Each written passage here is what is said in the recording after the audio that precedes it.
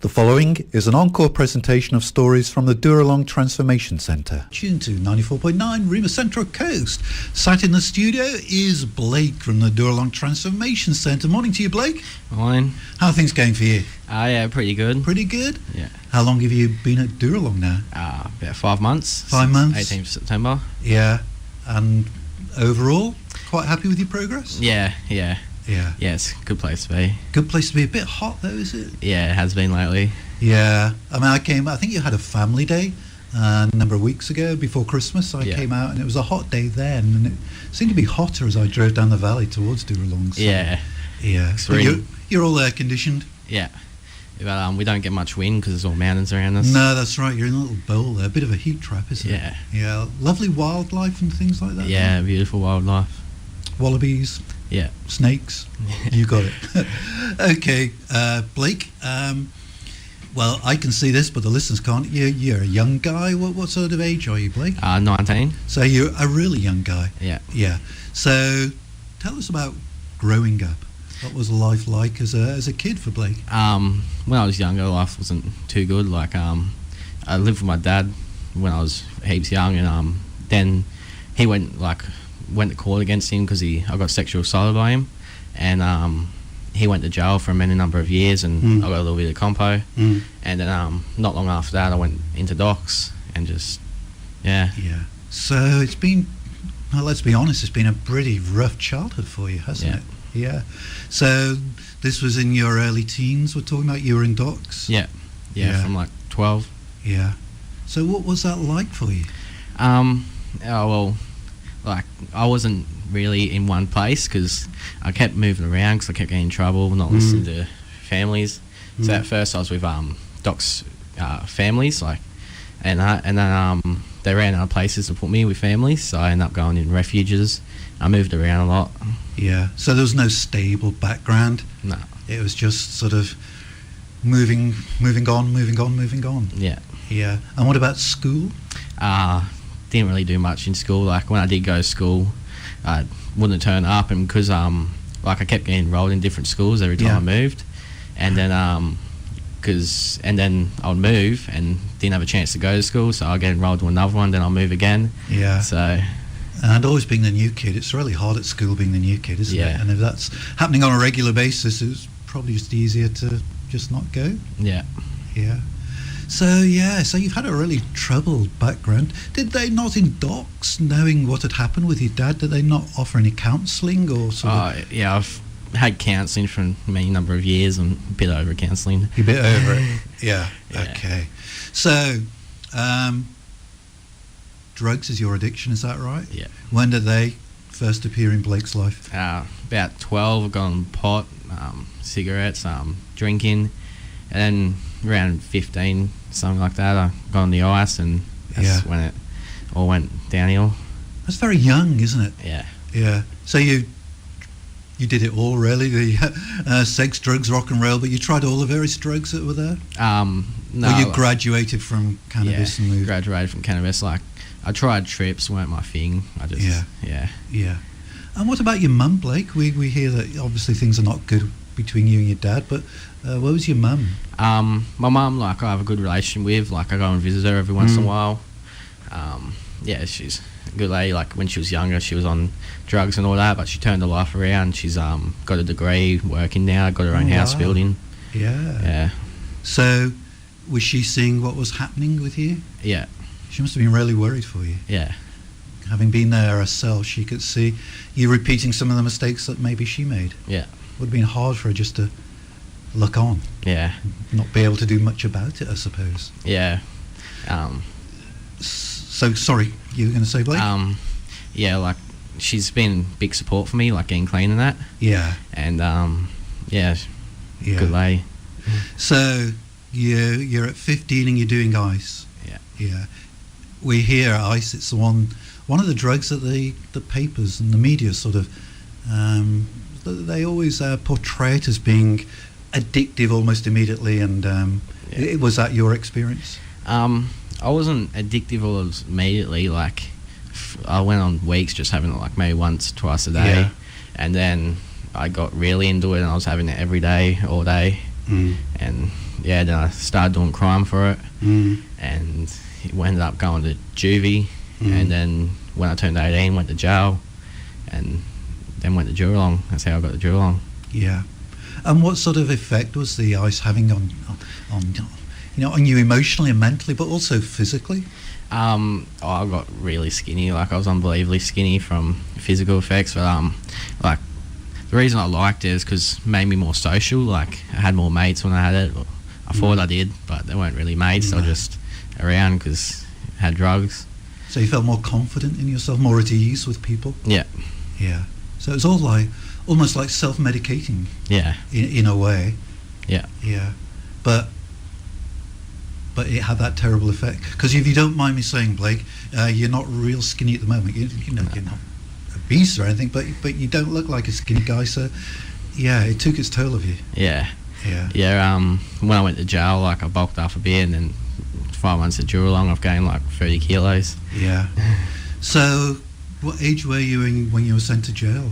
I was sent to juvie when I was 16, something like that. Yeah. And I went for 8 months or something. And then just after turning 18, like 6 months after 18, I went to jail for about 6 months. Yeah. That would have been a pretty challenging experience. Yeah. Yeah. Yeah, because, like, I wasn't constantly in jail. Like, I was in drug court, so I got out for a week and tried the Adele rehab, and it just wasn't for me. I ended up going back to jail after like a week and a half. And then I tried the community first, but I got in trouble in the community, so went back in. Then when I was in there, got a mate in there, and he told me about Dooralong and all that. So it's a good place to go if you want to get clean and turn your life around. So tried Dooralong out. And and you were telling me beforehand that Dooralong hasn't been your only sort of attempt to get clean. You've been to other places? Yeah, Adele Coast Harbour I tried. It just wasn't for me. Wasn't for you. Yeah. Just didn't work for you. Yeah. You're tuned to 94.9 Remus Central Coast. We're talking to Blake this morning from Dooralong Transformation Centre. He was telling us before the break of his very troubled childhood that saw him in docks at a very early age, 8 or 9. And he was in and out of docks, well, for most of his teenage years. And, a very troubled growing up. And it's landed you in jail, Blake. Yeah. Yeah. So you went to juvenile sort of detention, and now you ended up in sort of adult jail. Yeah. Yeah. So when did Dooralong first... can you remember the first person who told you about Dooralong? Yeah, I was in jail and I made a mate in there. Yeah. And he was previously at Dooralong, but he got booted for having a relationship with a girl. But he said it's an amazing place to go if you want to get clean, turn your life around. So tried it out, and it's been really good. Yeah. So what did you do? You have a word with a social worker in jail and see whether you can go to drug court and things? No, I was already on drug court, so I just spoke to drug court about getting me in Dooralong. And it took a few weeks waiting for a bed. Then went straight from jail to Dooralong, and it was good. So one night you were asleep in jail, and the next night you were asleep at Dooralong. Yeah. That's a pretty amazing contrast, isn't it? Yeah. Yeah, from one extreme to the other. Yeah. So you've never been to Dooralong before, so they're driving the van down the road to Dooralong. What are you thinking to yourself? It's a lot different to what I thought it would be. Like, I thought it'd be a lot worse than what it actually is. But I got there, and it's an amazing place, beautiful place, like heaps of open fields, heaps of native animals, everything. Yeah. And what about the staff? Good? Staff are good. Yeah. And the other participants, the other residents? Yeah, they're good. They help you out a lot. Yeah. So there's a sort of community feel about it. Yeah. Yeah. So you've been, this is September, isn't it, did you say? Yeah. So you've been there since September. How are things going for you? Do you think you're making good progress? Oh, yeah. Well, when I first came in, I wasn't really with it. And then I've started to make heaps of progress, getting into it, and it's been really good. Yeah.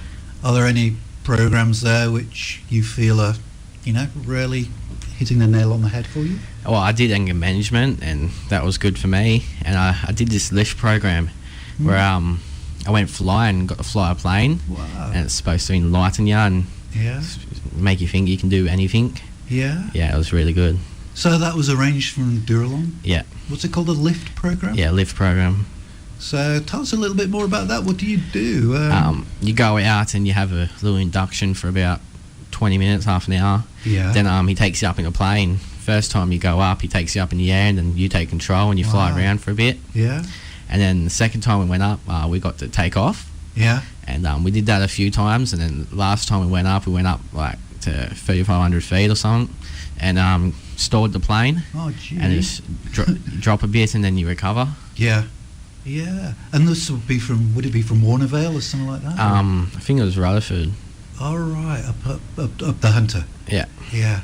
That's a pretty amazing experience, isn't it? That's Yeah. something you would never have dreamt of being able to do. Yeah. Yeah. You got a lot from that? Yeah, I did. It was the best thing I've probably ever done. Best thing you've ever done. Yeah. Yeah. So you've got all these courses there, the lift program. Yeah. Not heard of that one before. That sounds really good. And you're working there? Yeah, I work in the kitchen. Yeah. Lunch shift and serve the meals, help cook it, prepare. Yeah. Yeah. And how are things with your mum there? Things with my mum's alright. Like we keep in contact. She comes to visit me a few times. I go out and visit her. Yeah. And it's been good. I went there over Christmas. It was good.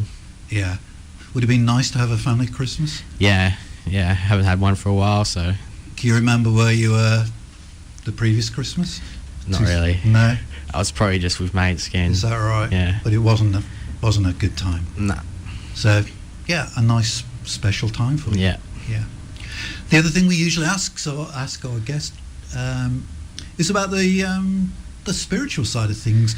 You knew it was run by the Salvation Army, so you knew it was run by a church-based Christian organisation. Did that put you off or encourage you? How did you react to that? When I first came in, I was a bit iffy about it. But now, I haven't found it yet, but I'm trying to find the spiritual side. Yeah.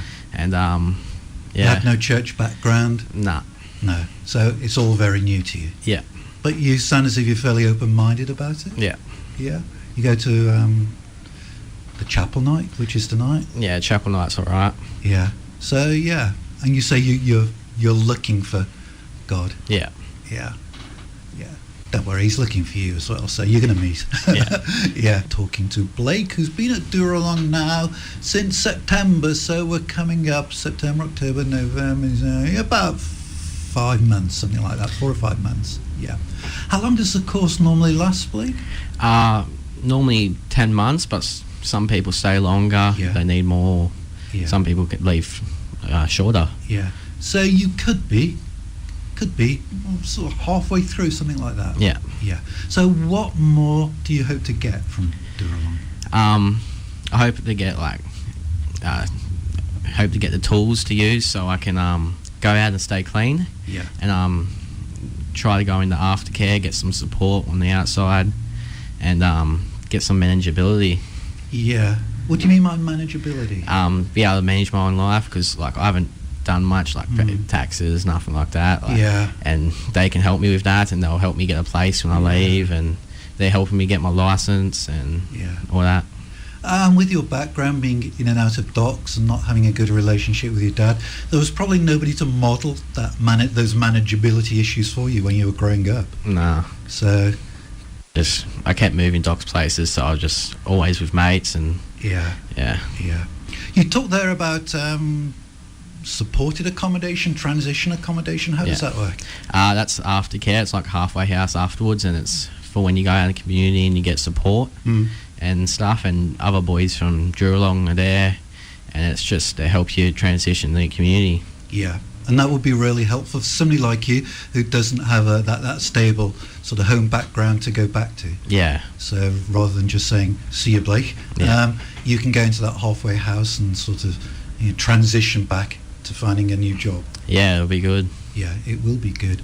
Any ideas what you want to be? You mentioned earlier community service. Is that something you really like to be able to do? Yeah, I'm doing a course now because I want to try to help people younger that gone through the same thing as me and stop them from doing the same mistakes as me. Yeah. So that'll be good.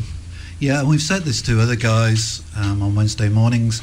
You will be so good at that because, if I were to say something to them, how could I relate to them?